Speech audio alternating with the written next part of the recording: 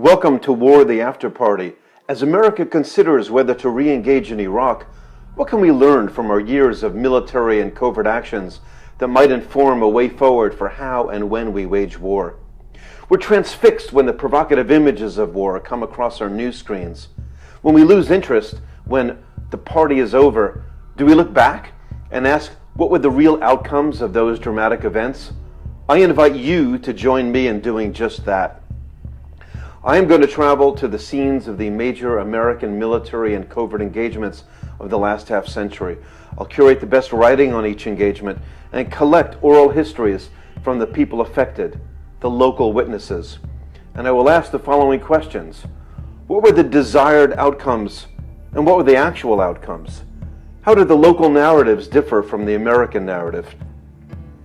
Was our government truthful as to our intentions?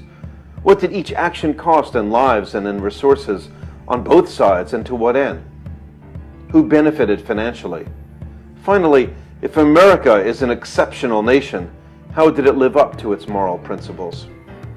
At this moment in American history, perhaps it's time to do a field audit, to measure the real outcomes of our investments in blood and treasure.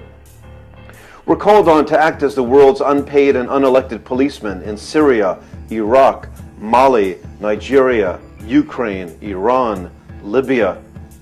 Before we do, let's take a collective look at how we've done and assess the patterns, outcomes, and moral lessons.